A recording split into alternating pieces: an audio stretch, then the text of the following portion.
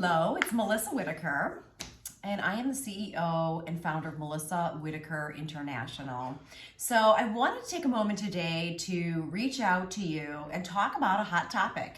As I keep coaching and we keep working with sales professionals all across the US and sometimes into other countries, recently we've had quite a few people coming to us during their coaching sessions and asking, Melissa, what do I do when I keep feeling like my deal stalls out?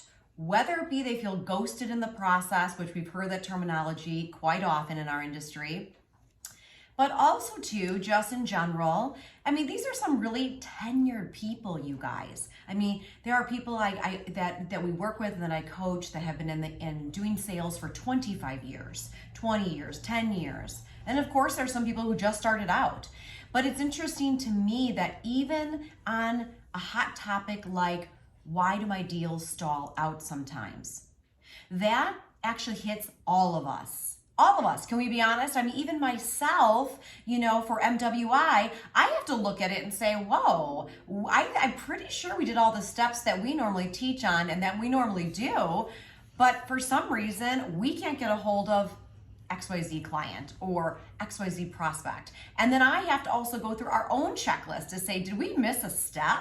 Like, how did this happen? Why did this happen? Now, we can't avoid it 100%, you guys. All right, that's for sure. But what we can do is we have a checklist that we give out to all of our clients, and it's called When Deals Stall Out.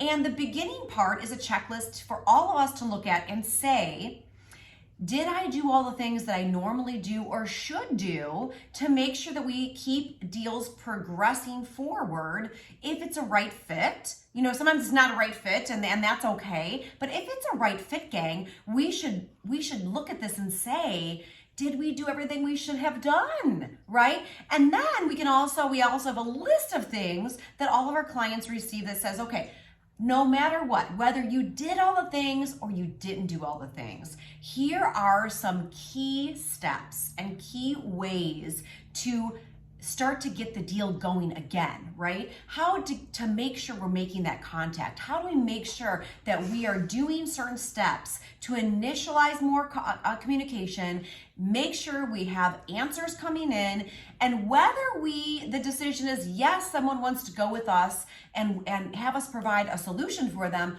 or whether they say no, we need to know either way.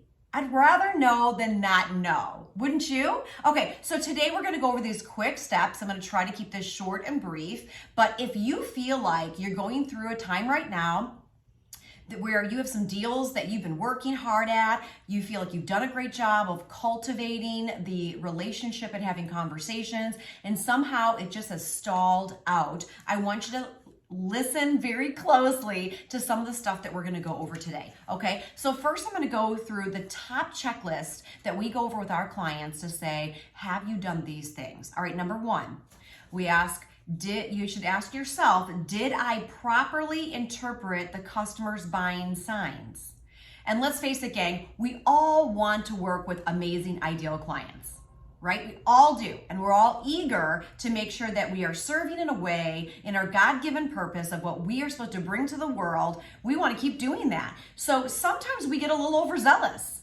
Can I be honest about that, right? We think we see the signs that people are giving us, whether it's verbal or nonverbal buying signs, that they're ready to go. Well, are they ready to go? Are they ready to go? So we have to ask our question like, okay, let's go back and assess, did we really interpret the buying signs or signals correctly? Did they actually tell us they're ready to move forward? Or do they ask very specific questions that leads us to the fact that they're already taking ownership in their mind of whatever our solution is, and now it's just a matter of time? Okay, so think about that. Did I properly interpret the customer's buying signs? Number two, did I create value? Remember, we're really big on selling on value versus price, right? Even if what you sell can feel transactional, you don't have to make it transactional. If you do an effective discovery process when it comes to an appointment, whether that be through Zoom, on the phone, or in person, we want you to ask enough questions and the right questions about what matters to the client or potential client. Not just about our products and services, not just about how great we are and what we can do for them. It's not about us. It is about our client. Are you remembering that? Are you making sure you're asking enough questions where you uncover pains and challenges that they currently have, which would give them a reason to make a change?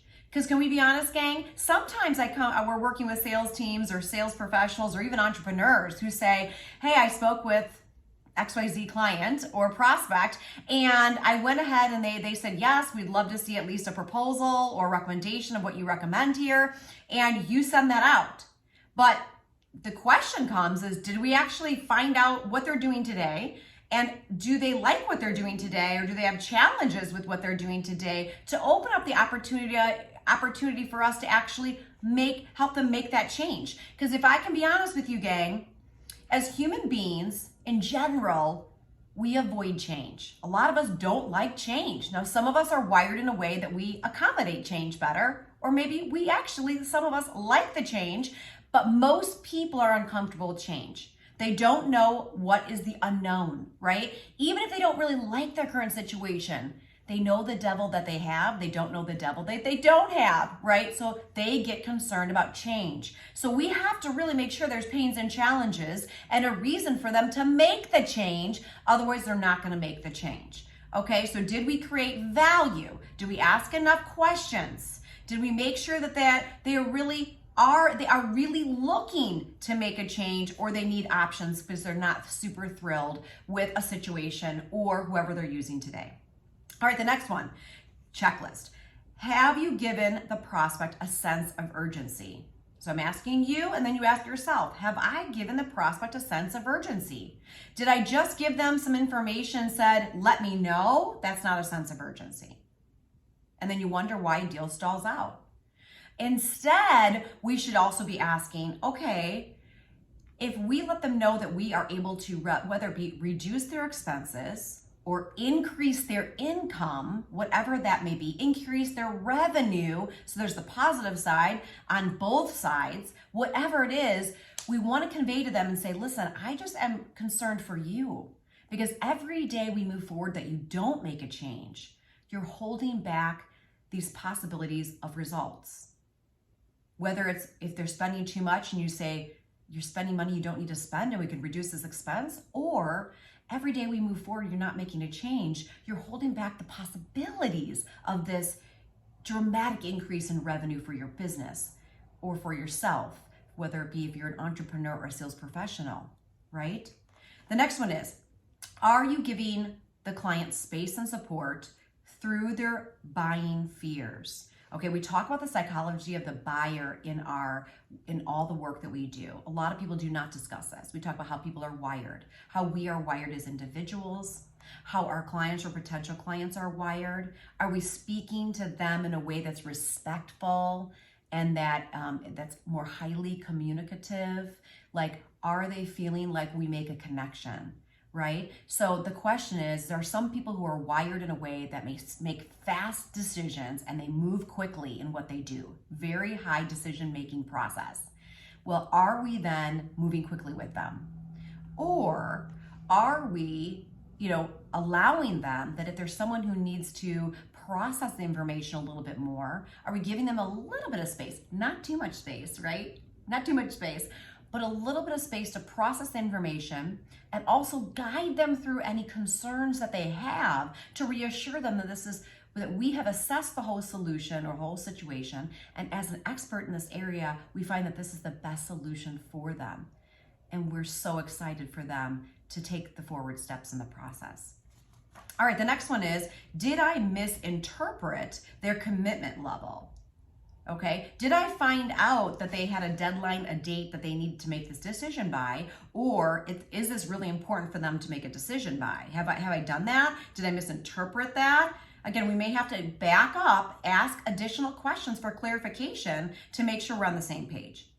And then, was it a low commitment or was it a high commitment? Do we really have to take a look at that? And last but not least in our checklist, did we connect the dots of their needs to the value that we are providing correctly?